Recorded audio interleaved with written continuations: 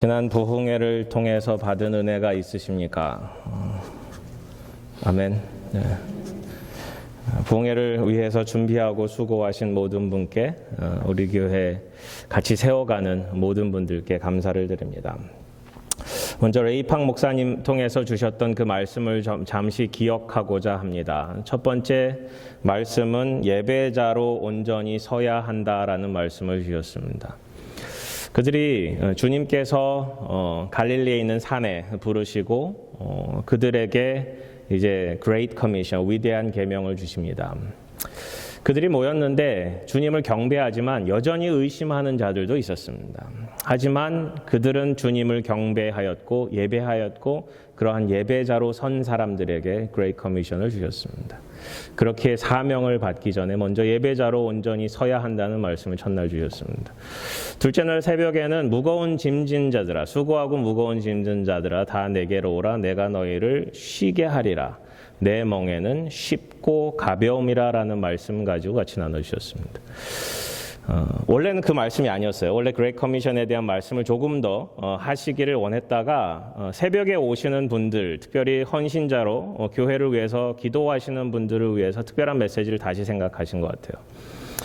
우리가 무슨 짐을 지었는가 먼저 고민해야 된다는 거예요. 우리가 갖고 있는 짐을 우리는 그것을 짐이라고 여기지 않고 살아갈 때가 많다라는 거예요. 그렇기에 내 짐이 무엇인지 깨닫고 그 짐도 주님께 온전히 맡겨드리는 삶이 결국은 쉽고 가벼운 짐을 지는 삶이다라는 말씀 나눠주셨어요.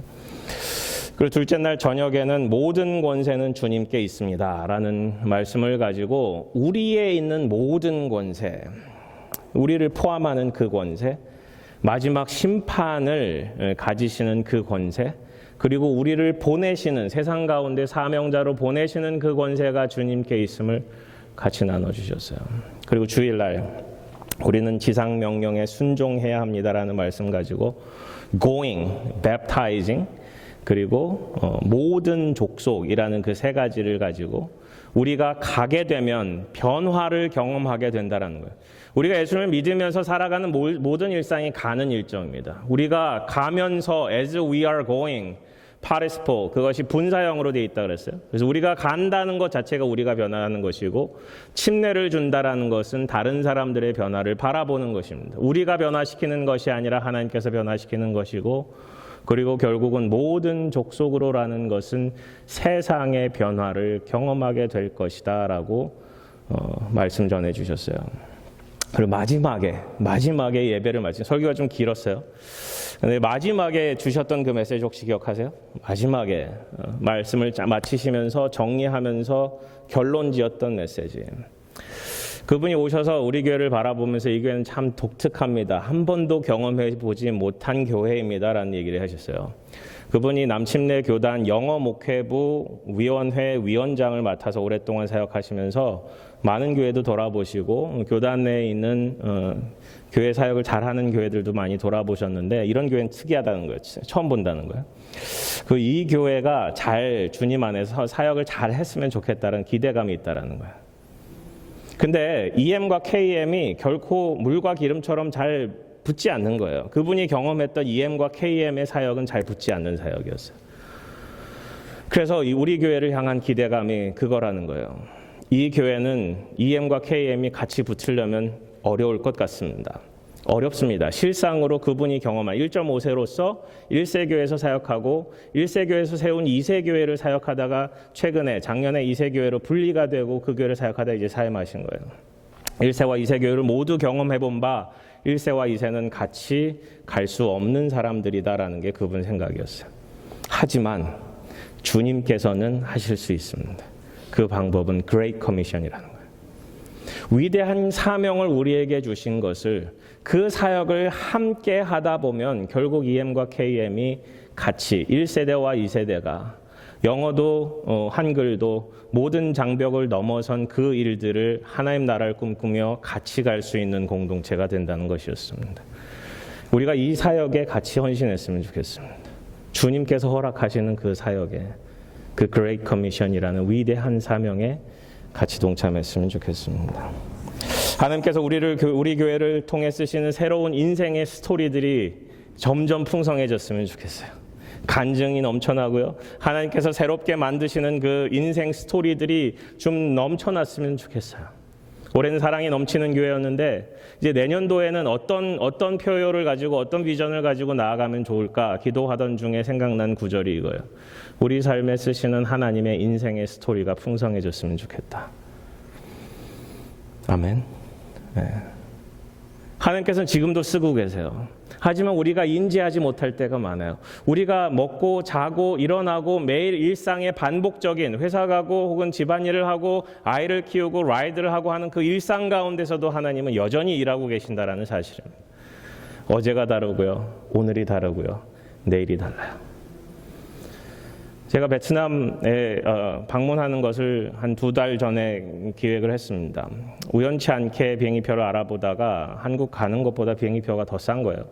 그래서 베트남에 계신 한 목사님이 제가 청년 때 같이 있었던 목사님이 한번 와 그러셨는데 베트남이 너무 궁금하기도 했고 제가 사실 커넥교회 오기 전에 베트남에 있는 한 교회를 가서 사역하는 게 어떻겠느냐라는 얘기도 있었어요. 여러 가지 고민 끝에 기도하다가 하나님께서 가보면 좋겠다라는 그런 확신을 주셔서 이제 계획을 했는데 점점 일이 커졌어요. 다낭에 계셨던 안병규 선교사님 같이 만나 뵙고 같이 갈 수 있는 일도 생기고 그다음에 노연자매 동생이신 유세진 선교사님 다낭에서 지금 사역하고 계신데 또 연결이 돼서 만나 뵙기로 했습니다. 그리고 오늘 아침에 이 동네에서 베트남 교회를 개척하셨던 베트남 목사님 또 만나서 그분이 좀 전달해달라는 물건을 또 전달해드리고 그 현지에서 일하는 CCC 사역자들과 만날 수 있는 또 계기를 또 만들어 주셨어요. 어쨌든 이러한 인생의 스토리들이 새롭게 쓰여지는 매일매일 하나님께서 새롭게 쓰여지는 그 스토리들이 얼마나 위대한지 몰라요. 아제르바이잔 우리 다녀왔는데 아제르바이잔에 일어나고 있는 그러한 일들 하나님께서 하시는 일들에 대해서 우리가 더 관심을 갖고 하나님께서는 어떻게 일하고 계신가 바라봤으면 좋겠어요. 이집트에서 일어나고 있는 일들 또 엊그저께는 탄자니아 사역하시는 조광식 선교사님 만나 뵙고 교제 나누고 탄자니아에서 일어나고 있는 일들을 바라보게 됩니다. 하나님께서는 여전히 일하고 계시고요. 하나님께서는 여전히 부흥을 일으키세요. 지난주 강사 목사님 라이드 갔다가 사우스 이스턴에서 우연치 않게 이란 목사님 만났어요. 이란의 부흥에 대한 역사를 막 얘기를 하시는 거예요. 신문에도 많이 나와요. 이란의 부흥이 일어나고 있다. 그 부흥이 아무도 알지 못한 채 누가 어디서 일으킨 부흥인지는 모르지만 이란에서는 특별히 여성들 사이에서 하나님의 복음이 열심히 전해지고 있다라는 거예요. 그 하나님께서 쓰시는 그 스토리가 얼마나 위대한지 얼마나 대단한지 궁금하지 않으십니까? 그리고 우리가 살고 있는 이 땅에서 쓰고 계신 하나님의 스토리들을 잘 발견하고 나아갔으면 좋겠습니다. 아멘. 오늘 본문은 예수님께서 자기 스스로를 증언해내고 계십니다. 이게 어떤 상황인지는 잘 본문에 나타나 있지 않습니다. 이제 5장 전체를 읽어보면 38년 된 병자를 안식일에 고쳐주시고 그 병자가 고침을 받고 안식일에 그 자리를 들고 걸어가는 그것이 옳지 않다라는 유대인들을 향해서 나를 고쳐준 분이 잘 모르겠다. 다시 나중에 만나서 더 심한 것이 드러나지 않게 다시는 죄를 짓지 말라 하시고 그리고 이 사람은 그가 예수님이었다는 사실을 유대인들에게 알려줍니다. 그 유대인들이 예수님을 찾아와요. 왜 그랬습니까? 당신은 누굽니까? 라고 예수님을 이제 어큐즈하기 시작해요. 예수님이 갖고 있던 잘못들을 드러내기 시작해요. 예수님이 하나님의 아들이라고 하니까 나와 아버지는 하나라고 하니까 예수님을 죽이려고 합니다. 그것에 대한 예수님의 항변의 일부입니다. 지지난주에 함께 말씀을 나누었고 오늘은 그 말씀에 특별히 예수님의 증거, 예수님에 대한 증인, 하나님의 아들로서 살아가시는 것에 대한 증거가 무엇인지 드러내 주십니다. 그리고 오늘 본문을 통해서 증인의 삶으로 살아야 되는 우리의 삶이 어떠해야 되는가를 좀 같이 찾아갔으면 좋겠습니다. 고대 사회에 증거는 2사람이나 3사람의 증언으로 확인이 됩니다. 특별히 신명기의 말씀, 죽일 자를 2사람이나 3사람의 증언으로 죽일 것이요. 그러니까 사형에 해당되는 사람에 대한 증거는 2-3사람이면 좋겠습니다. 증인, 한 증인의 증거로만 따르면 안 되고 여러 명의 증인이 필요하다는 말씀이 민수기에도 있고요. 마태복음에는 교회 내에서 치리할 때 두세 증인의 입으로 그것을 확증하라라는 말씀도 있습니다. 결국은 두세 증인이 증거가 필요하다라는 거예요. 그것에 대해서 예수님께서는 여러 증인들을 드러내 주십니다. 특별히 사람으로는 두 사람을 드러내주고 침례 요한이랑 모세를 드러내고 하나님, 성부, 성자, 성령에 대한 내용들을 이 본문을 통해서 드러내 주십니다. 그것을 함께 찾아갔으면 좋겠습니다. 예수님께서는 오늘 본문에 이런 말씀을 하세요. 예수님은 사람의 증언을 취하지 않으신다. 그러면 누구의 증언을 취하시는가? 사람 속에 있는 또 사람을 통해서 일하시는 성령의 증언을 취하신다라는 말씀을 하십니다. 결국 성령께서 증언자 되어주심을 우리는 기억해야 합니다. 30절에 보시면 내가 아무것도 스스로 할 수 없노라. 듣는 대로 심판하노니 나는 나의 뜻대로 하려 하지 않고 나를 보내신 이의 뜻대로 하려 함으로 내 심판은 의로우니라. 만일 나를 위하여 증언하면 내 증언은 참되지 아니하되 나를 위하여 증언하시는 이가 따로 있으니 나를 위하여 증언하시는 그 증언이 참인 줄 아노라. 너희가 요한에게 사람을 보내어 요한이 진리에 대하여 증언하였느니라. 그러나 나는 사람에게서 증언을 취하지 아니하노라. 저는 33절 34절 보고 너무 힘들었어요. 이걸 어떻게 풀어야 되나. 침례 요한의 증언, 사람의 증언이 있는데 예수님께서는 또 사람의 증언을 취하지 않으신대요. 그러니까 사람의 증거는 증거로 쓸 수 없다라고 스스로 얘기하시지만 침례 요한이 증인이다라고 얘기를 하시는 거예요. 이거를 어떻게 풀어야 될까 하는 고민이 있었습니다. 침례 요한에 대해서 잠시 나누고자 합니다. 침례 요한은 당시 최대의 랍비였습니다. 가장 유명한 사람이었고 칭찬과 존경을 받지 않았습니다. 심지어 바리새인들까지 예수님께 나와서 침례를 받고자 했습니다. 근데 그들을 향해서 이제 침례 요한이 이렇게 얘기합니다. 마태복음 3장에 독사의 자식들아 회개에 합당한 열매를 맺으라. 독사의 자식들아 회개에 합당한 열매를 맞으라. 이 침례 요한은 메뚜기와 석청을 먹고 가죽띠를 띠고 낙타털을 입고 산으로 들러 다니며 복음을 전했고 사람들에게 회개의 침례를 베풀었습니다. 회개하라. 하나님의 나라가 가까이 왔다. 주의 길을 예비하는 엘리야로서의 삶을 살았습니다. 누가복음 2장에 보면은 이 침례 요한이 어떻게 태어났는지에 대한 말씀 또한 더해져 있습니다. 그 말씀을 보면 침례 요한이 그 아버지 사거랴가 성령의 충만함을 입어 이제 이 침례 요한이 태어나는 것을 바라볼 수 있습니다. 침례 요한의 사역은 사실은 엘리야의 사역이었습니다. 주님께서 엘리야를 다시 보내셔서 엘리야를 통해서 주의 길을 예비할 것을 말씀하셨고 그 일들이 침례 요한을 통해서 벌어지고 있다는 것입니다. 사람의 증언을 취하지 않는다라고 말씀하시지만 첫 번째 증거는 침례 요한에 대해서 말씀하고 계십니다. 그럼 이걸 어떻게 풀어야 되느냐? 결국은 침례 요한이 증거하는 그것이 빛에 대한 증거인데 그것은 결국 성령을 통한 증거다라는 결론에 이르게 됩니다. 이것을 하나님으로 해석도 하고요. 성령으로 해석하고요. 침례 요한 그 자체로도 해석하지만 나는 사람에게서 증거를 취하지 않는다라는 그 말씀에 힘입어 바라보면 따로 증언하시는 이 결국 주님께서 우리에게 보내실 보혜사 성령, 그 성령께서 이미 구약시대에는 어떤 사람을 통해서 일하고 계셨다라는 사실을 우리는 종종 바라볼 수 있습니다. 결국 35절에 요한은 켜서 비추이는 등불이라 너희가 한때 그 빛에 즐거이 있기를 원하였거니와 내게는 요한의 증거보다 더 큰 증거가 있으니 이렇게 말씀하고 계십니다. 결국은 요한의 증거보다 더 큰 증거는 요한 내부에 있었던 주님의 역사 그리고 주님께서 실제로 일하셨던 그 주님의 일하심 그리고 그 메시아를 보냈던 하나님이라는 사실입니다. 요한은 켜서 비추이는 등불이라 얘기했습니다. 즉 주의 길을 예비하고 주님을 품고 그가 그 전에 고백했듯이 2장에 고백했듯이 He must increase. 주는 흥하여야 되고 나는 쇠하여야 하라. I must decrease. He is everything. I am nothing 이라는 그 고백 속에서 주님의 길을 그 빛을 고백하고 있는 것입니다. 1장에서 일어났던 빛과 어둠에 대한 메시지, 침례 요한이 그 빛에 대하여 증언하고 있다라는 그 메시지가 다시 한번 반복이 되면서 내가 왜 하나님의 아들인지, 예수님께서 무슨 문제로, 무슨 이유로 이 땅에 오셨는지에 대해서 요한을 통해서 증거하고 있다라는 것입니다. 그 요한의 메시지는 이 땅의 죄인들을 향한 회개의 메시지였습니다. 결국 주님께서 이 땅에 왜 오셨는가? 이 땅에서는 하나님의 자녀 삼기 위해서, 그 죄를 해결하기 위해서 하나님께서 직접 이 땅에 오셨다라는 것입니다.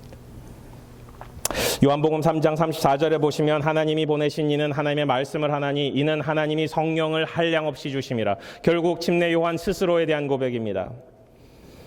요한 속에 일하심은 성령의 역사입니다. 진리를 알게 하신 분 결국 성령님이십니다. 결국 요한 속에 일하고 계신 성령의 역사가 요한을 통해서 드러난다라는 고백이에요.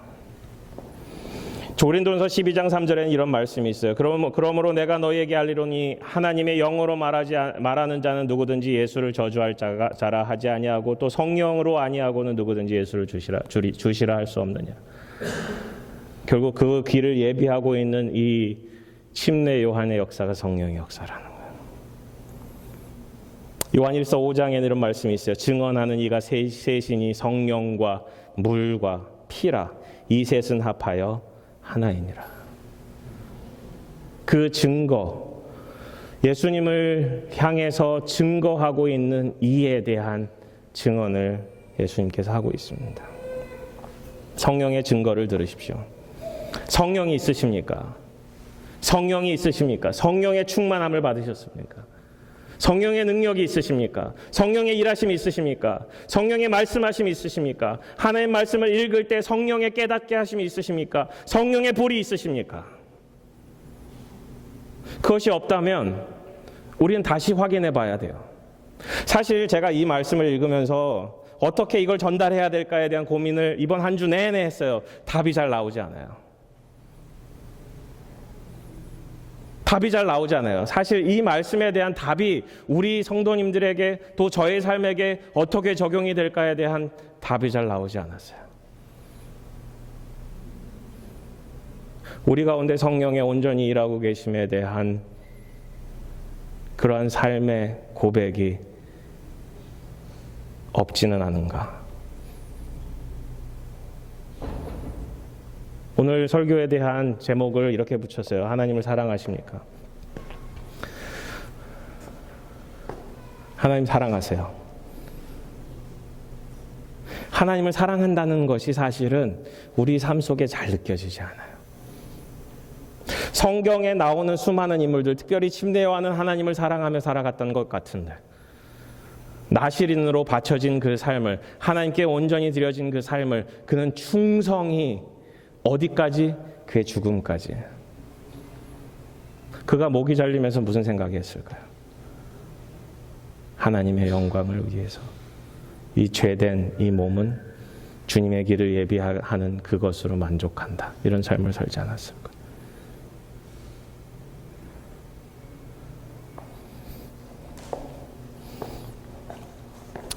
예수를 주라 고백하는 우리들은 성령께서 내주하십니다.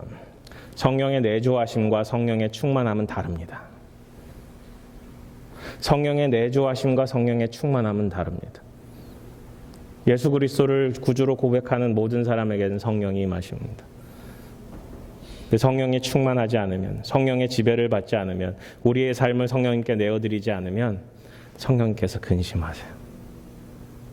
그 영이 다시 거듭난 내 영과 만나서 성령의 근심케 함이 내 삶에 느껴지게 되어 있어요. 그게 느껴지지 않는 분들은 죄로 다시 돌아가야 합니다. 죄가 쌓여 있는 거예요. 그게 벽이 되어버린 거예요. 침례 요한의 증언은 사람의 증언이 아닙니다. 침례 요한의 증언은 침례 요한 속에 일하고 계신 성령의 증언이다 말할 수 있습니다.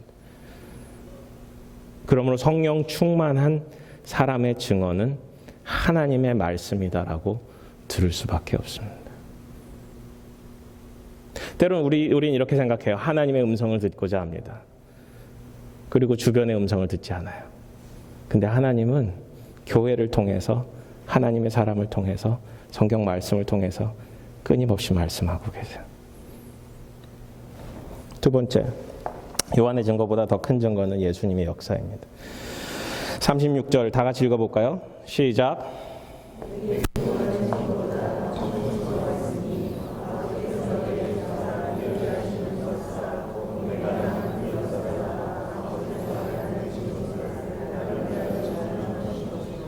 네, 내게 요한의 증거보다 더 큰 증거가 있다 말씀하십니다. 당시 요한은 굉장히 추앙받고 존경받고 사람들이 사모하던 랍비였습니다. 선지자였습니다. 하지만 예수님께서는 그보다 더 큰 증거가 있다 말씀하십니다. 두 가지를 말씀하십니다. 하나님께서 내게 주사, 아버지께서 내게 주사 이루게 하시는 역사, the work of Jesus Christ. 예수님의 사역 그 자체라는 거예요. 두 번째는 아버지께서 나를 보내신 것을 나를 위하여 증언하는 것이다. 인카네이션이라는 거예요. 예수님께서 그냥 이 땅에 오신 것이 아니라 하나님이 육신을 입고 이 땅에 하나님의 아들로 오셨다라는 그것이 증거이고, 이사야의 말씀처럼 눈먼 자가 눈을 뜨고 가난한 자가 부하여지고 저는 자들이 걷게 되고, 이러한 위대한 하나님 나라의 역사가 이 땅 가운데 일어나는 것들을 주님께서 보여주신다라는 거예요. 그게 증거라는 거예요. 재밌는 거는 38년 된 병자가 걸어요. 38년 동안 누워있던 그 사람이 물이 동하여질 때 아무도 나를 물속에 넣어줄 사람이 아무도 없다라고 고백하는, 한탄하는, 관계도 끊어지고 하나님과의 관계도 끊어지고 사람들과의 관계도 끊어지고 그는 아무런 소망 없이 그저 누워서 살아가는 그 사람에게 그 문제가 해결이 된 거예요. 근데 재밌는 거는 유대인들은 그 문제 해결된 것에 대해서 기뻐하지 않아요. 안식일에 자리를 들고 걸어가는 그 일에 대해서 관심을 기울이고 그를 비난하기 시작합니다. 우리가 바라봐야 할 건 주님께서 이 땅 가운데 일하고 계심이라는 사실입니다.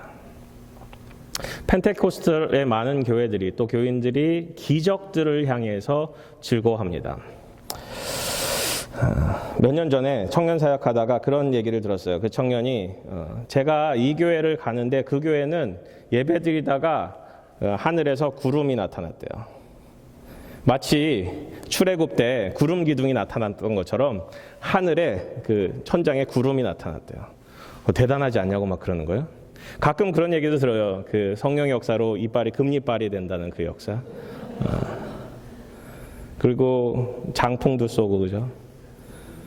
혹시 당해보셨어요? 이렇게 쓰러지고 이런 것들에 대해서 경험해보셨어요? 저는 그것에 대해서는 사실은 반감은 없습니다.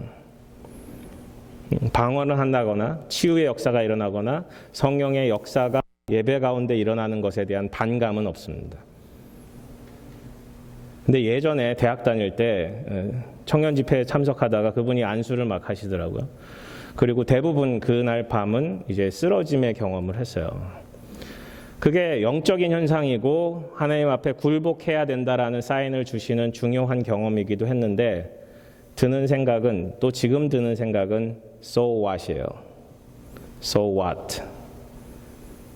천장에 구름이 생기고 이빨이 금이빨이 변하고 성령의 역사가 그렇게 눈에 보이게 나타난다 하더라도 사람들은 믿지 않습니다.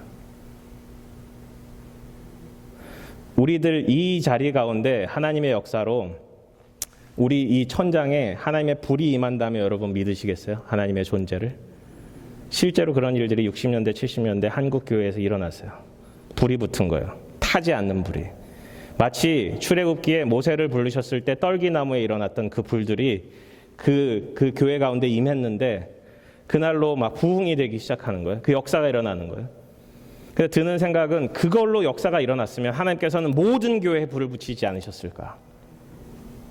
구름으로, 여기 예배 시간에 생기는 구름으로 사람들이 믿기 시작했으면 하나님께서는 모든 교회 가운데, 예배 가운데 구름을 만들지 않으셨을까?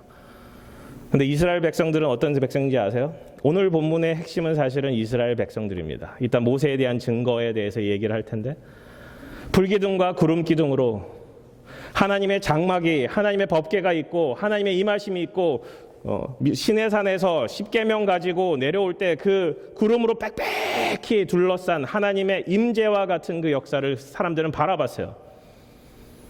그 시내산 올라갔던 그 모세가 40일 동안 있을 때 사람들 뭐 했어요? 우상 만들고 있었어요. 불기둥과 구름기둥과 만나를 경험했던 그들은 하나님을 믿지 않았습니다. 그러한 이적으로 우리는 하나님을 믿을 수 없습니다. 예수님께서 말씀하시는 증거 그 자체가 증언으로 효력이 없다라고 주님께서 스스로 말씀하고 계시지만, 오늘 본문에 나타난 것은 하나님의 보내심, 하나님의 본체, 그것을 버리고 이 땅에 오신 예수 그리스도의 성육신의 역사 자체가 가장 위대한 기적 중의 기적이요. 우리를 위해서 하나님의 어린 양으로 십자가를 지신 십자가의 역사만이, 그리고 사흘 만에 부활하셔서 모든 사람들의, 모든 죽은 자들의 산 소망이 되어주시고 첫 부활의 열매가 되신 그 예수 그리스도의 역사만이 우리에게 가장 큰 증거가 됩니다. 성령의 가장 큰 일하심은 우리 가운데 죄를 깨닫게 하시고 주님의 가르침을 깨닫게 하시고 하나님을 향해서 온전하게 예배하고 성령 충만한 삶으로 살아가게끔 만드시는 데 있다라는 사실입니다. 그런 기적은 사실은 부산물에 불과해요. 그렇기에 오늘 본문에 나타난 38년 된 병자가 고침을 받았을 때 주님은 온전히 경배합니다. 예배합니다. 내 죄가 사하여졌다, 이러한 구절이 한 구절도 없어요. 사실은 38년 된 병자의 믿음이 핵심이 아니라고요. 결국 그 증거를 우리는 받아들일 것인가? 예수님의 성육신의 역사, 예수님의 일하심, 예수님의 메시아 되심, 예수님의 구원자 되심, 우리의 주 되심을 우리는 받아들일 것인가에 대한 그 퀘셔닝을 먼저 던지고 있는 거예요. 38년 된 병자는 없어졌어요. 우리가 그 자리에 남아있어요. 그리고 예수님의 증언을 듣고 있는 거예요. 우리는 어디에 설 것인가?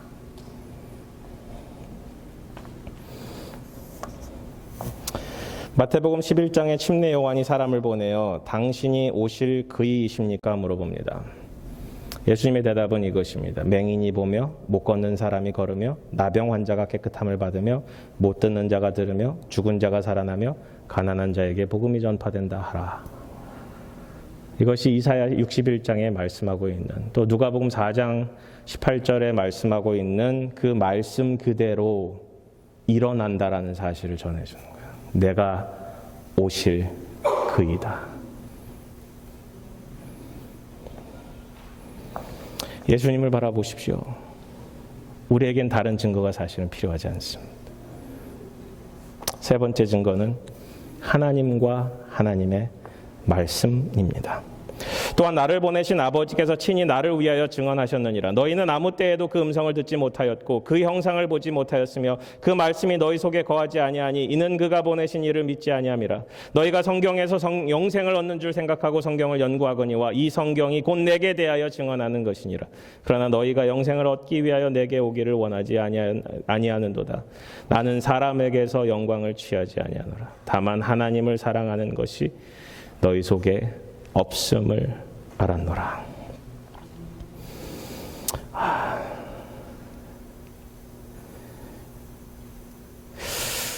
예수님께서 나를 보내신 아버지께서 친히 나를 위하여 증언하셨느니라 라고 쓰고 있습니다. 이때는 구약 성경만 갖고 있었어요. 신약 성경은 아직 완성되지 않았어요. 완성되고 있었던 때죠. 요한복음을 쓰고 있을 때는. 근데 이 예수님께서 이 말씀을 하셨을 때는 신약 성경 자체가 없었어요. 구약 성경만 있었어요. 그 구약 성경을 통해서 하나님께서는 증언하고 있다라고 말씀하시는 거예요. 아무 때에도 그 음성을 듣지 못했고 그 형상을 보지 못하였으나 그리고 말씀이 너희 속에 거하지 아니하니 그가 보내신 이를 믿지 아니함이라. 결국 사람들은 하나님의 말씀을 온전히 믿지 않았다라는 사실을 이야기하고 있습니다. 이 이야기를 하고 있는 유대인들이 얼마나 철저하게 하나님의 음성을 듣고자 하였고 하나님의 말씀을 순종하고자 하였고 얼마나 위대한 종교 지도자였는지 아십니까? 아침마다 새벽 예배하고 주님께 나가 기도하고 때마다 금식하고 하나님 말씀 암송하고 하나님 말씀 연구하고 서기관들은 하나님의 말씀을 썼어요. 글을 쓰다가 하나님이라는 단어가 나오면 가서 손을 씻거나 심지어는 어떤 심한 사람들은 목욕 제기를 하고 와서 글을 썼대요. 하나님의 말씀을 너무 소중히 여겼고 너무 귀하게 여겼고 하나님의 말씀을 끊임없이 공부했던 그들 속에 믿음은 없었던 거예요.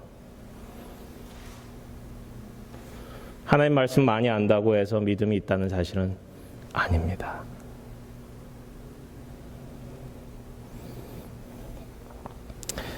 결론적으로 나는 사람에게서 영광을 취하지 아니한다 말씀하시고 너희 속에 하나님을 사랑하는 것이 없다라고 선언하십니다.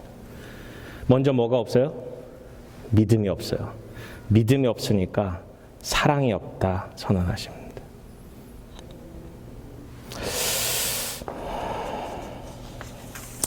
너희가 영생을 얻기 위해서 내게 오기를 원하지 않은도다. 성경은 진리를 향하는 매우 중요한 하나님 말씀이 담긴 책인데 성경을 읽고 묵상하고 암송하고 연구해도 주님을 향해서 나아가지 않았다. 결국은 온전한 신학을 갖지 않았다는 거예요. 성경을 읽을 때, 성경을 바라볼 때, 성경을 연구할 때 올바른 신학이 필요합니다. 요즘 그 화요일마다 수요일마다 성경 공부하면서 우리 성경 해석에 대해서 같이 배우는데 세 가지가 필요해요. 하나님의 역사, 성경에 담긴 문학, 그리고 신학, 올바른 신학이 필요하다는 거예요. 이것이 어떤 장르인지도 바라봐야 하고 어떤 배경을 통해서 쓰여졌는지도 바라봐야 하고 저자의 상태도 바라봐야 하지만 저자가 어떤 의도를 위해서 쓰고 있는지도 바라봐야지만 중요한 것은 그 목적이 있다는 거예요. 요한복음의 목적은 믿음입니다. 성경의 목적은 예수 그리스도이십니다. 이 신학을 잊어버려서는 안 됩니다. 신천지에서는 보혜사를 이만희씨라고 이야기를 합니다. 이 말도 안 되는 신학을 수많은 사람들이 따라가요. 안상홍 증인회가 한국에서 굉장히 커지고 있답니다. 하나님의 교회. 최근에 교회를 좀 크게 진 교회들은 그 어려움에, 경제적 어려움에 교회를 팔게 되는데 많이들 하나님의 교회라는 곳에서 많이 샀대요. 거기서는 이제 페미니즘과 같이 결탁이 돼요. 하나님 어머님, 하나님 아버지가 아니고 하나님 어머님이라는 거예요. 올바른 신학이 없으면 흔들려요. 혹해요. 넘어가요. 당시 유대인들은 성경을 믿은 것이 아니라 성경을 이용한 사람들입니다. 그리고 성경으로부터 영광을 취하고자 하였습니다. 사실 하나님은 우리가 필요하진 않습니다. 그거 아세요? 하나님은 우리가 필요하지 않으세요. 우리가 전혀 필요하지 않으세요. 오늘 본문에는 나는 사람에게서 영광을 취하지 않는다라고 말씀하세요. 람바노라는 단어가 쓰여져 있는데 이거는 receive라든지 아니면 take라는 단어로 쓸 수 있어요. 근데 take라는 단어가 더 맞는 것 같아요. 나는 영광을 취하지 않는다. 그 말인즉슨 하나님께서는 영광이 따로 필요 없으시다라는 거예요.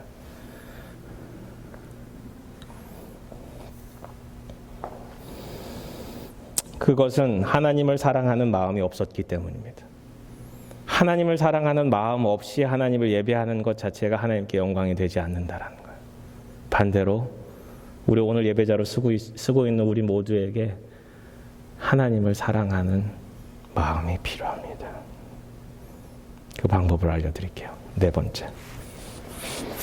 번째 증거는 아이러니하게도 믿지 않는 우리 마음입니다. 첫 번째 증거는 성령님이라고 말씀드렸어요. 두 번째 증거는 예수님의 역사라고 말씀드렸어요. 세 번째는 하나님과 하나님의 말씀이라고 드렸어요. 삼위일체의 하나님이에요. 그리고 마지막의 증거는 믿지 않던 그들의 모습에 대해서 반전을 기록해주고 있습니다. 나는 내 아버지의 이름으로 왔음에 너희가 영접하지 아니하나 만일 다른 사람이 자기 이름으로 오면 영접하리라. 그 영접이라는 것은 받아들임이에요. 믿어주는 거예요. 누군가 내 이름으로, 누군가 자기 이름으로 왔으면 너희들이 영접할 것이다. 나는 너희가 기대하던 그런 메시아가 아니기에 너희들은 나를 영접하지 않지만 만약에 너희가 기대하는 그 메시아가 온다면 너희가 영접할 것이다라는 거예요. 나중에는 요한 1서, 2서에 보면 이것이 적그리스도에 대해서 나타나요. 하나님과 그 아들의 관계를 부정한 사람들은 적그리스도예요. 엔타이크라이스트, 적그리스도에 대해서 우리가 무섭게 생각할 수 있는데 그림 좀 띄워주실래요? 우리가 이렇게 생각해요. 적그리스도가 이렇게 뿔도 나오고 이제 마귀처럼 누군가 이렇게, 그죠? 나쁜 계략을 가진, 그렇지 않아요. 적그리스도는 단순히 예수 그리스도를 부인하는 사람입니다. 예수 그리스도를 믿지 않는 사람들. 엔타이크라이스트라는 거예요. 그리스도와 반대편에 선 모든 사람들. 이게 한 사람이에요. 단수가 아니에요. 누구는 교황이 그렇다. 예전에는 뭐 미국 대통령이 그렇다. 뭐 이유가 생기면 거기가 적그리스도가 나타날 것이다. 수많은 얘기가 많지만 성경대로 보면 엔타이크라이스트 복수형입니다. 여기서 말하고 있는 자기 이름으로 오면 영접하리라. 결국 예수님이 영접하지 않는 그 사람, 다른 사람을 영접하는. 결국은 이걸 다시 바꿔 얘기하면 예수님은 우리가 추구하고 있는 가치와 맞지 않기 때문에 우리는 받아들일 수 없습니다. 그러면 누군가 메시아가 올 것인데 그는 우리가 추구하는 가치와 맞으면 우리는 그들을 영접할 것입니다라는 거예요. 혹시 하나님을 그렇게 생각하지 않으세요? 우리가 추구하는 그 가치에 맞는 하나님이 되어주기를. 내가 기도하는 바를 좀 이루어주시는 하나님이 되기를. 내게 좀 엑스트라 복을 좀 주시는 하나님이 되어주시기를. 자녀에 대한 복, 물질에 대한 복, 건강의 복. 수많은 이 땅에서 우리가 네이밍할 수 있는 그러한 복을 주시는 하나님이 되시기를. 근데 그러한 복 주시는 하나님이세요. 그런 복 안 주신다는 게 아니에요. 근데 중요한 가치가 어디에 있는가? 이 땅에 이미 오신 예수 그리스도께 우리가 가치를 두고 살아가는가? 그렇지 않은가? 하나님을 깊이 사랑하는가? 그렇지 아니한가? 그들은 믿지 않았다라는 거예요. 내가 너희를 아버지께 고발할까 생각하지 말라. 너희를 고발하는 이가 있으니 곧 너희가 바라는 모세니라. 모세를 믿었더라면 또 나를 믿었으리니 이는 그가 내게 대하여 기록하였음이라. 이때 모세는 어떤 사람이냐면 그들이 너무너무 추앙하고 기대하고 바라보고 너무너무 존경하던 사람들이에요. 이 유대인들에 있어서 가장 중요한 책은 모세오경입니다. 다른 책은 사실은 사이드예요. 성경의 구약의 39권 중에 가장 중요한 책으로 바라보는 것이 모세오경이에요. 그들이 바라보던 그 영화로운 때가 다윗 때이지만 모세 때 일어났던 하나님의 역사, 하나님의 구원의 역사, 하나님께서 가나안 땅을 주신 그 역사, 그 하나하나를 그들은 너무너무 기대하고 바라보고 하나님께서 주신 그 율법을, 모세 율법을 정말 생명과도 같이 지키며 그들은 나아갑니다. 지금까지도 유대인들은 이 토라라고 하고 있는 모세오경을 너무너무 섬겨요. 근데 예수님이 말씀하세요. 너희들이 섬기고 있는 그 모세, 그가 곧 나에 대해서 증거한 것이다. 나에 대해서 증거한 것이다. 그러나 그의 글도 믿지 아니하거든 어찌 내 말을 믿겠느냐. 사실 예수님께서는 피고의 자리에 서 계셨어요. 사람들이 예수님을 고소하고 있는, 어큐즈하고 있는 그 자리에 서서 예수님 그 모든 일들에 대해서 항변하고 계신 거예요. 근데 마지막에 어떻게 바뀌세요? 그들을 다시 고소하는 고소인의 자리로 바꾸세요. 모세가 너희들에게 이 고발하고 있다라는 사실을 이야기하면 너희들이 갖고 있던 믿지 않던 그 잘못들, 너희가 목숨과도 같이 여기는 그 모세오경에 대해서 너희들이 믿고 있다고 생각하지만 너희들이 믿고 있지 않다라는 사실을 이야기하는 거예요.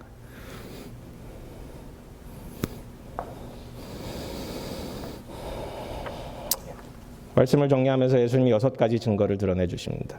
4가지 포인트를 드렸지만 6가지 증거를 드러내 주십니다. 첫 번째는 성령의 역사. 나를 위해서 증언하시는 이가 따로 있다라는 말씀하십니다. 그 14장에 가면 성령이라는 말씀이 같이 나옵니다. 두 번째는 침례 요한. 결국 성령께서 침례 요한에 내주하셔서 침례 요한을 통해서 고백되어지는 그 말씀이 있다라는 거예요. 그보다 더 위대한 예수님의 사역이 있다라는 거예요. 예수님의 인카네이션, 예수님께서 성육신하신 그 사건 자체가 위대한 증거가 된다라는 거예요. 그리고 하나님과 하나님의 말씀. 하나님께서 말씀하시는 그것을, 말씀을 사모하지 말고 말씀을 사모함을 통해서 하나님을 사랑하라는 그 메시지를 주시는 거예요.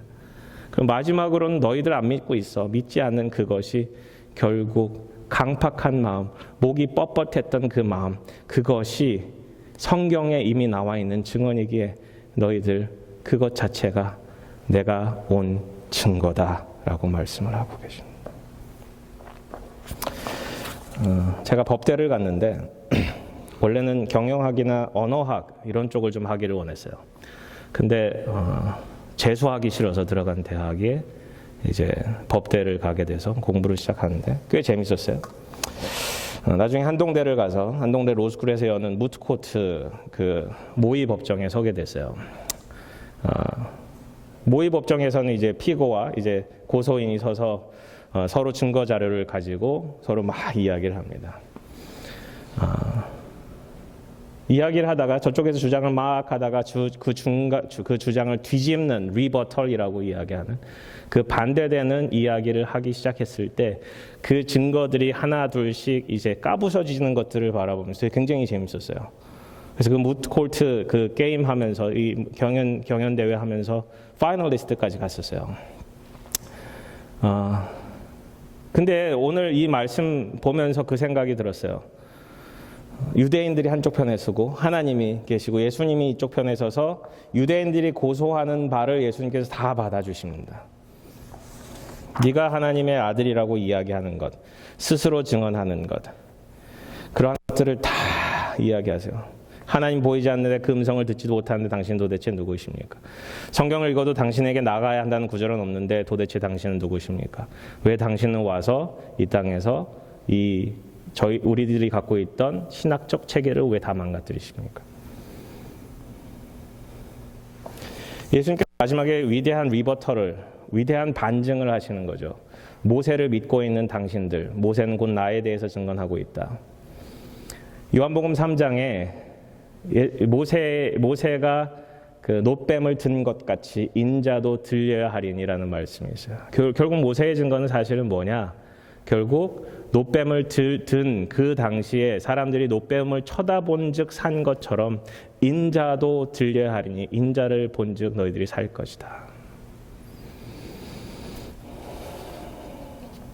결국 예수님께서 본문을 통해서 드러내고자 하는 것은 유대인들의 불신이었습니다.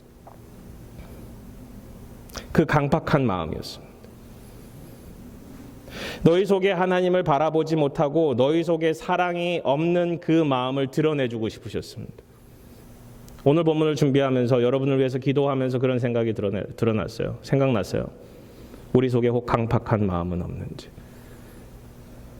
우리 속에 혹 뻣뻣한 목은 없는지, 하나님의 말씀은 읽지만 그 가운데 주시는 성령의 역사는 혹 사라지지 않았는지, 하나님 나라를 위해서 가는 그 발걸음이 우리 가운데 혹 사라지진 않았는지.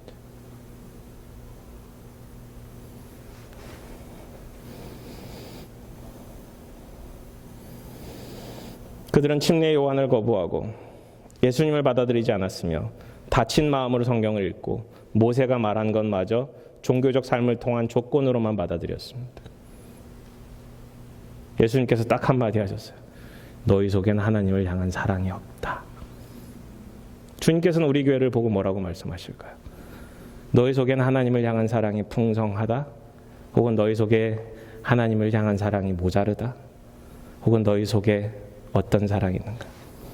제가 이것을 고민하고 또 고민하면서 도대체 하나님의 사랑은 뭘까? 오늘 본문을 통해서 왜 너희는 사랑이 없다라고 또 우리에게 너희는 사랑이 없다라고 말씀하고 계시는 것처럼 느껴지진 않는가? 도대체 하나님의 사랑은 뭔가?